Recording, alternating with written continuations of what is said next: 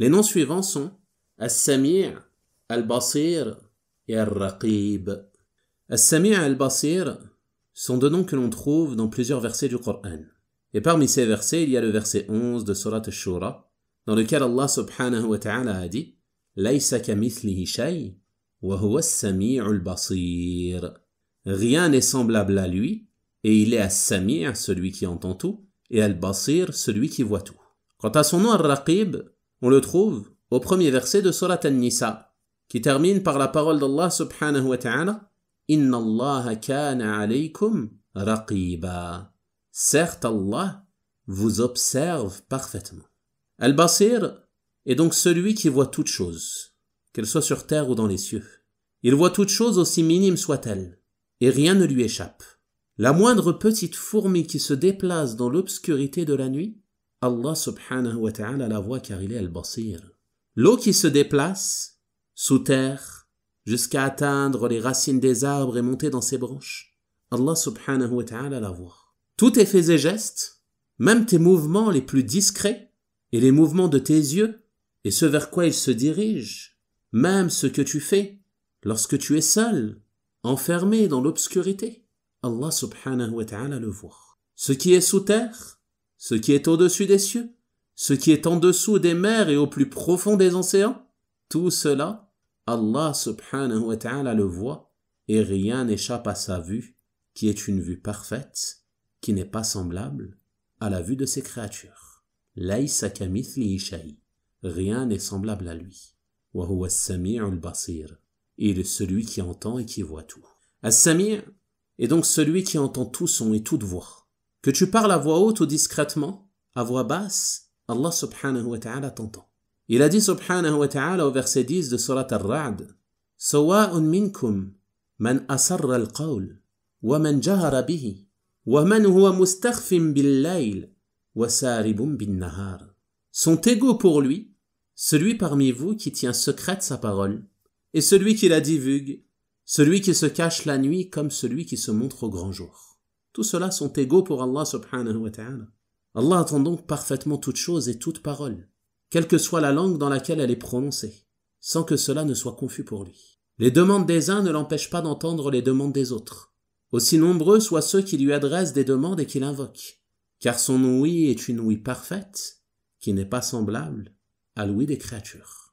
De la même manière que sa vue. Laysa kamithlihi shay, rien n'est semblable à lui, wa huwa as-sami'u al-basir. Et il est celui qui entend et qui voit tout. Et lorsqu'on dit qu'Allah subhanahu wa ta'ala est as-sami', cela signifie deux choses.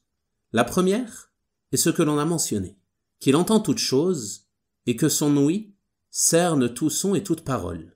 Aïcha radiyallahu anha a dit « Louange à Allah dont l'ouïe cerne tout son. » Celle qui est venue discuter avec le prophète sallallahu alayhi wa sallam lui parlait alors que j'étais dans le coin de la maison et je n'entendais pas ce qu'elle disait. Et Allah subhanahu wa ta'ala a révélé « قَدْ سَمِعَ اللَّهُ قَوْلَ الَّتِي تُجَادِلُكَ فِي زَوْجِهَا وَتَشْتَكِي إِلَى اللَّهِ » Allah a certes entendu la parole de celle qui discutait avec toi à propos de son époux et se plaignait à Allah. Et Allah entendait votre conversation, car Allah est celui qui entend et qui voit tout. Donc cela est le premier sens qui est visé par le nom d'Allah subhanahu wa ta'ala as-Sami'. Le deuxième est qu'Allah subhanahu wa ta'ala entend dans le sens qu'il répond et exauce celui qui l'invoque.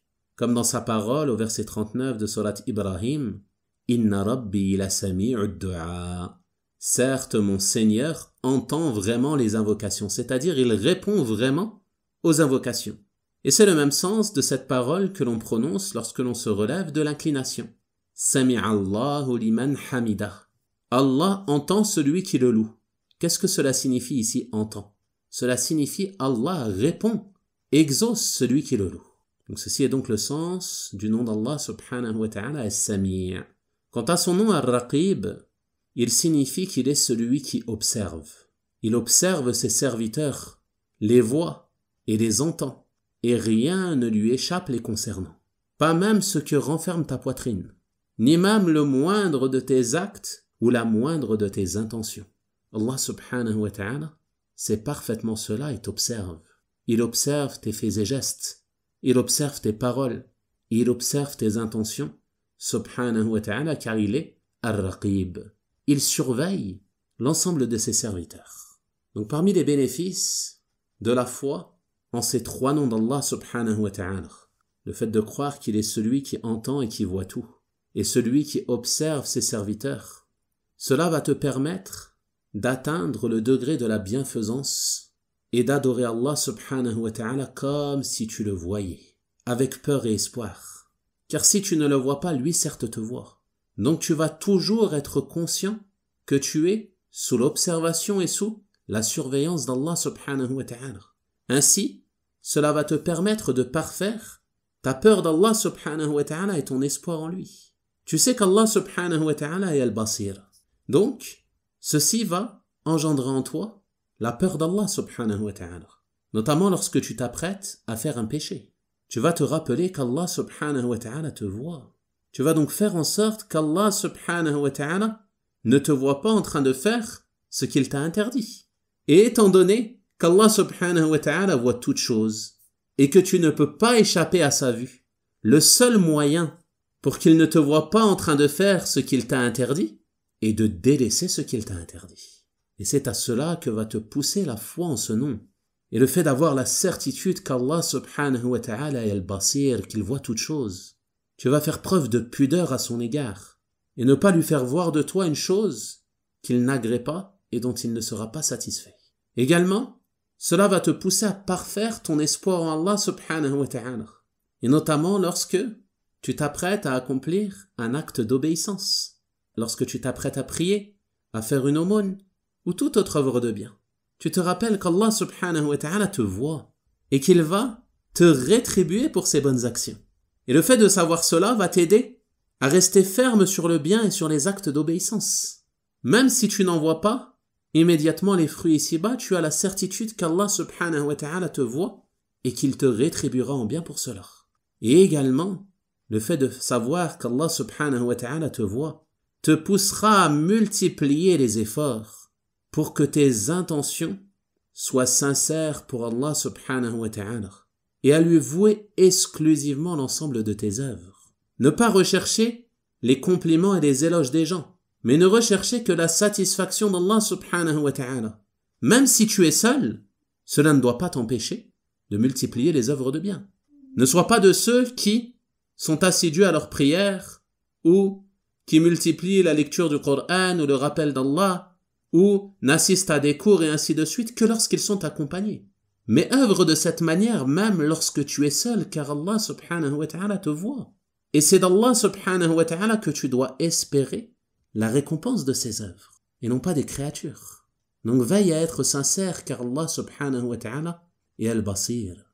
Et de la même manière en ce qui concerne les péchés, ne les délaisse pas seulement lorsque tu es devant les gens, mais délaisse-les même lorsque tu es seul dans l'obscurité de ta chambre, même si personne ne te voit parmi les créatures, car Allah subhanahu wa ta'ala lui est al-Basir et il te voit. Concernant les bénéfices de la foi en son nom As-Sami', il y a le fait que cela va te pousser de la même manière à parfaire ta peur et ta crainte d'Allah subhanahu wa ta'ala et faire en sorte qu'Allah subhanahu wa ta'ala n'entende de toi que des bonnes paroles et qu'il n'entende pas de toi des paroles interdites parmi les paroles de mécréance, d'innovation, de perversité ou autres parmi les mauvaises paroles qu'il nous a interdit subhanahu wa ta'ala. Lorsque tu t'apprêtes à prononcer un mot, même si tu es seul, rappelle-toi qu'Allah subhanahu wa ta'ala t'entend. Donc pose-toi la question, est-ce que la prononciation de ce mot me rapproche d'Allah subhanahu wa ta'ala ou non? Si cela te rapproche de ton Seigneur, alors prononce-le. Et si tu crains que cette parole soit contre toi, alors délaisse-la et abstiens-toi de la prononcer. Car Allah subhanahu wa ta'ala est As-Sami', il entend toutes choses. Tu dois donc le craindre et faire attention à ne pas utiliser cette langue qui est un bienfait immense qu'il t'a accordé dans sa désobéissance et dans les péchés. Purifie cette langue de toute parole interdite. Purifie cette langue des vulgarités. Nombreux sont ceux parmi nos frères et sœurs à ne pas se rendre compte de la gravité d'être vulgaire et à prononcer des mots honteux qu'ils pensent sans gravité et insignifiants.